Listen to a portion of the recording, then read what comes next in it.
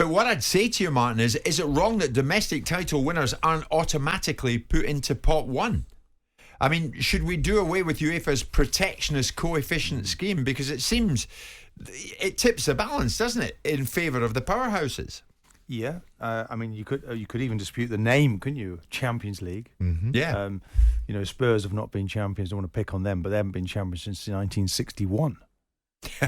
Right. So obviously the format, Jim, has changed now, where we've kind of got this. It's almost a mini Super League, isn't it? I suppose.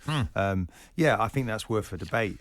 But I'm looking at the way the draws have come out. I mean, I'm certainly delighted for your beloved Rangers to have made it to the Champions League stage. I think that the balance of power then is sort of shared out better in the Scottish Premier Scotland, League. yeah, definitely. Let's hope all the other clubs benefit from that. Yeah. I'm not sure if we've got what that information as to how much it's worth to each club, but it certainly is of great value to Scotland, and to they get that credibility now which they deserve. Their feats in the Europa League last year, Rangers were truly outstanding. So that's going to be an interesting one. We'll see them play Liverpool as well. But Spurs, I think, probably most happiest of the English clubs with the draw, Jim. Yeah, I would say. Man City. You're right. I don't think it's going to be easy for Liverpool. Yeah. Who've had a really difficult start to the season. Sure. We're going to hear Graham Souness's reaction on Liverpool Rangers in a second, because he's got an affinity with both clubs. Of course he has. But Simon, keen to get your take on this. 4 of the pot 2 clubs had come fourth in their respective leagues.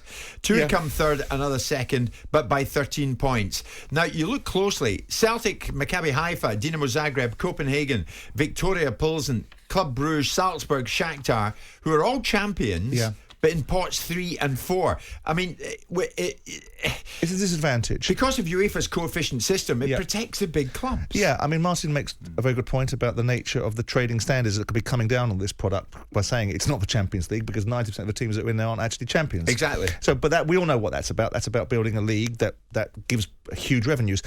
The flip side to I agree that if you win your league, then you should have the same sort of principles as the other sides that might have better legacy relationships with the Champions League.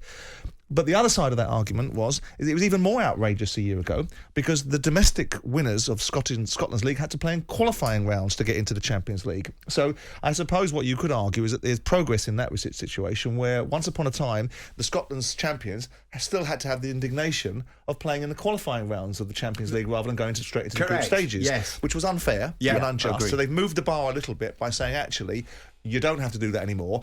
But here's your disadvantage. You still get a situation where manifestly your status as a champion isn't reflected in the way that you're drawn out of pots. Yeah. So, look, you could say incremental steps. You could say that's not fair. But you've got to recognise how these Champions League situations are manifested. We discussed it yesterday about the coefficient that distributes 30% of the revenue to teams that have better legacy and broadcasting relationships with the Champions League.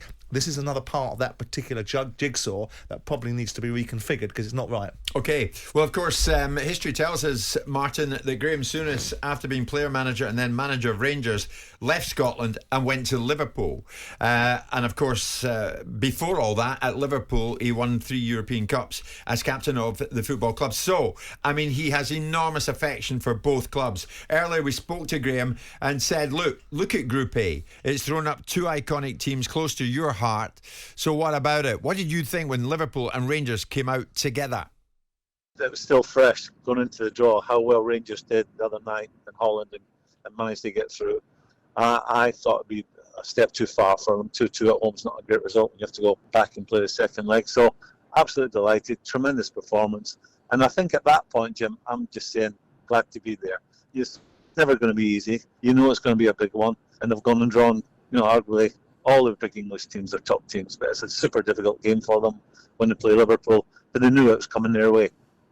Will you be leaning towards any side in particular? I mean, you put me on the spot. It's a real difficult one. And I'm going to bottle it completely and say, always 2 draws. And they both go through. Either at Ibrox or Anfield, do you give Rangers much chance? Yeah, you've always got a chance, but it's where Rangers have come from in the last 10 years. The level they were playing at 10 years ago, and they're now in the big league, the biggest league. It doesn't get any higher. So it's an enormous step. But what you have to say about Rangers is that in the last year, they've shown, with Dortmund, Leipzig, they're capable of taking results out. But it's just great to be there as the profile's back. It's not great just for Glasgow Rangers, the great Glasgow Rangers. It's great for Scottish football. Exactly that, Graham. I was going to ask you, Celtic there as well, and of course along the way they'll meet Real Madrid. But how good is it for the Scottish game that both are in there for the first time since 2007? It's fantastic. Glasgow Rangers and Glasgow Celtic are enormous football clubs. If you were starting with a clean piece of paper, Jim, and everyone had the same funding, Rangers and Celtic would be up there challenging for the Premier League. The fan base is enormous. It's fanatical. Recent history has been unkind to them. I had a season ticket for several years at Bournemouth, 11,000 people. They're getting circa 100 million from the Premier League. Rangers and Celtic getting, I don't know, was it 4 or 5, 6 million, whatever they got. It was peanuts by comparison. These are two genuine giants of the game at a world level. That was Graham Souness. He's actually in Scotland today. He's up Montrose, if you know where that is in Scotland. Beautiful part of the world. And he's playing a golf tournament for his charity. Very supportive of Deborah UK, which is a national charity supporting individuals and families affected by epidermolysis bullosa. So he's looking to raise funds for that. Souness will be back with us, Simon, on Monday morning. Yep. But I think it is a great draw, Simon, and the headline story coming out of it is that there's two Scottish clubs are in there. Yes. And that, my God, they'll benefit. And the news is great that the two powerhouses, Old Firm, are in. Yeah, I mean, the headlines in Scotland might feature that, but not around the rest of the world. But the bottom line is it's great to have the two Scottish teams in there. We saw the dynamic of conversations with John Hartson and Ali McCoist at the beginning of the season last year when we went to Ibrox, and they talked about one side getting into the Champions League and the other one being massively disadvantaged. By a circle of fortune and good form, they have now got two Scottish sides. And what I think is very important, Martin alluded to, is the blowback this has on the Scottish League and the effect and attention it might bring to them, that brings commercial endorsers into their domestic football, because they're suffering. The amount they get from broadcast deals is equivalent to what, for 40 clubs in Scotland, is equivalent to what one club gets in the Premier League for 9 games. Yeah. Remarkable. That. Yeah. No, I think it shines a light as well, and I do feel Rangers were, more than good enough last season. So the level is there in the Scottish game. Sure thing. You had a little dig at Tottenham, did you, for not having featured? Well, it was just interesting. You listened to Graham Souness there, and he played in the European Cup. Yeah. When only champions played in that two-legged format. Yeah. Which is something we'll never go back to because the revenue that exists in the Champions League right now. Tottenham fans haven't been slow to react, I'm afraid, Martin. KJ here in London, say what you want about Spurs, Martin, but we are in the Champions League, mate. Who will Arsenal be playing in the same league? Oh, hang on, they're not in it. Martin Keown, bitter old tart, he calls you. Not at all. Not at all. There's nobody... I'd like to be impartial, and I've actually been talking Tottenham up this year, saying that this will be the year that they finally win a trophy since 2008. Right. And if they don't do it, they've only got themselves to blame. I think their squad is absolutely outstanding. You wouldn't have been called an old tart by many, certainly not to your face. No, and you've probably made that up anyway.